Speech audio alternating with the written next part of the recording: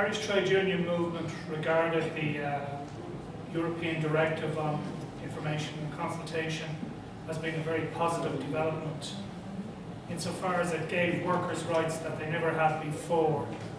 Rights to information and consultation were a demonstrable extension of the social market and offered some form of democracy in the workplace, where we spend so much of our time every week. The trade union movement also felt that it could lead to constructive dialogue at a time of change in the Irish economy, and also that a well-informed and consulted workforce would be more likely to be receptive to change. So overall, we saw it as a very positive thing that would be there to strengthen partnership at the workplace level. Unfortunately, when it came down to transposing the European Directive into Irish legislation, we ran into a lot of problems. The trade union movement and the employers' body, even though they were engaged in national partnership at the time, could not agree on how the European Directive would be transposed into Irish law, with the result that the government of the time eventually legislated without getting agreement between the trade unions and the employers. The legislation from the trade union point of view that was enacted in 2006 was at the very minimum that the directive allowed. And this was really as a result of employer opposition and lobbying to the government by US multinational companies who favoured a continuation of so-called voluntarism in industrial relations, so that there would be no automatic right to information and consultation for workers in Ireland. Unless the information and consultation structures were triggered by an employer, workers had to, trigger the process themselves. In other words, they did not have an automatic right in the workplace to information and consultation. And this would set our legislation very much apart from the legislation in most of the EU. Insofar as employees had to get together and make a written request to management signed by at least 10% of the employees in order to initiate the information and consultation structures. Indeed, in order to placate the US multinationals in Ireland, where there was already an existing information and consultation arrangement, not only did 10% of the employees have to make representations to have that changed, it had to be a majority of employees. And this became known as the Intel section, because the Intel software company in Ireland is a huge employer and very influential in Ireland.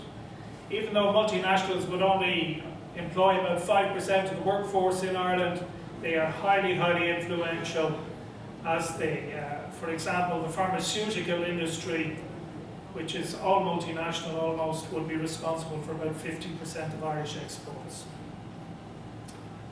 So, as I say, the legislation was a disappointment to Irish trade unions.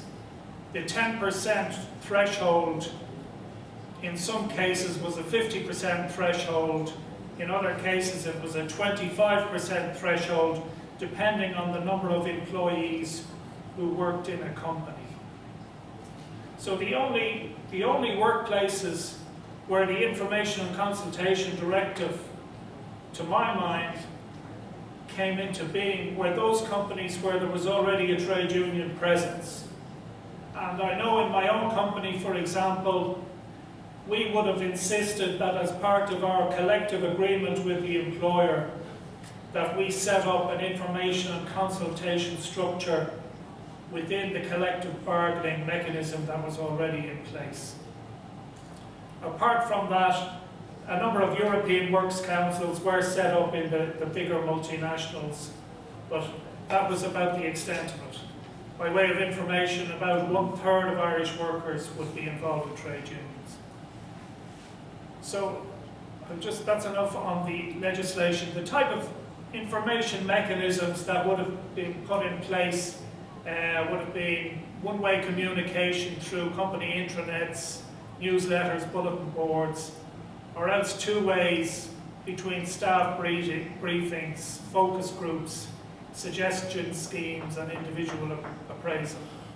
In terms of consultation mechanisms in the companies that had them, they would have been brought about through joint consultative committees between union and management, collective bargaining agreements, as we've seen already, European works councils, maybe through third-party intervention, through the labour court or mediation, partnership forums, or more informal mechanisms such as company day outs and so on and so forth that we would have heard about this morning. The direct consultation, which is favoured by the multinational companies in Ireland, does not involve any representational form of information or consultation, and it would involve things such as attitude surveys and meetings of the workforce to inform them of latest developments and so on and so forth.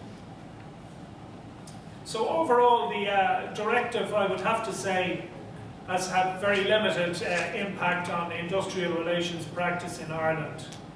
The legislation, as far as the trade unions are concerned, is seen to favour employers, and to be quite honest, trade unions in Ireland are much more interested at this point in time in collective bargaining rights. Whilst you have a legal right in Ireland to join a trade union, it doesn't give you an automatic legal right to collective bargaining. So we are still fighting to get legislation enacted for that. And as I say, while there have been some major information and consultation deals done in foreign multinationals, for the vast majority of the workforce, the legislation has meant very little indeed. Just to repeat that in unionised companies, the forum, so-called, is often constituted between the employer and the union within the collective bargaining mechanism. Just a few comments on the recent economic crisis in Ireland. And I'd have to just mention, in relation to this, I was listening to the young engineer earlier on when he was speaking about the market and how we must rely on the market to make our economic decisions.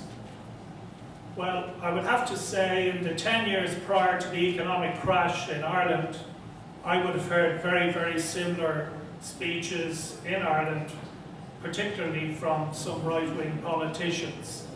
And this slavish adherence to the very simplistic notion of the market, I find very disappointing after the experiences that Ireland and Portugal have gone through in the last 5 or 6 years. But getting back to the Irish crisis, the global economic crisis that started in America, by the way, gave rise to the Irish banking crisis. Irish banks engaged in very irresponsible lending to the housing and the property sectors. There was a lack of regulation, and should I say, a slavish adherence to the idea of the market, and very poor corporate governance. Ireland is a small country, everybody knows everybody else, so there was a rise of what we call crony capitalism, where the developer knew the banker, who knew the regulator, and everything was okay to do anything you wanted. This created a property bubble which created an illusion of wealth. There was a collapse of banking, and indeed the bank I worked for in 2010 closed.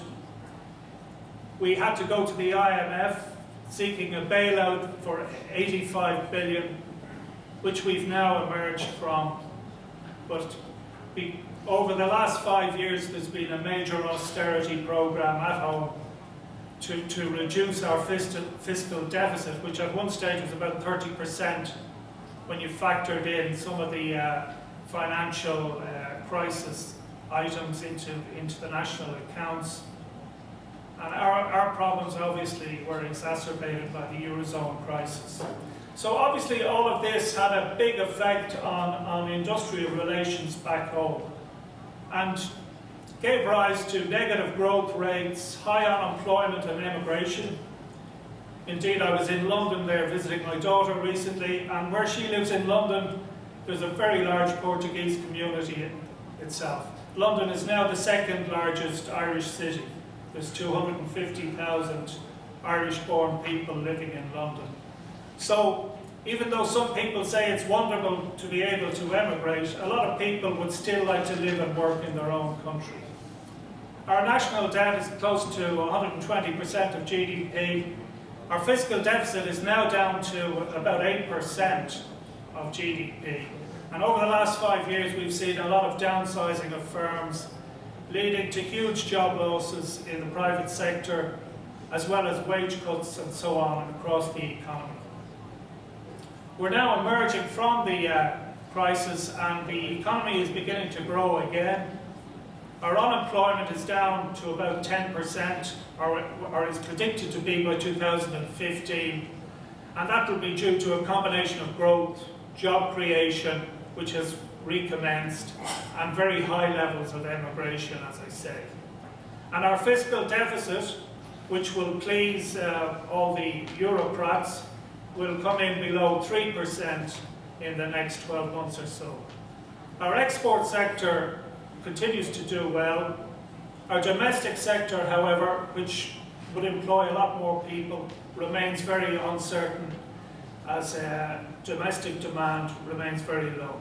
National debt and private borrowings are still very high, and our banks are still in a very uncertain and shaky state altogether.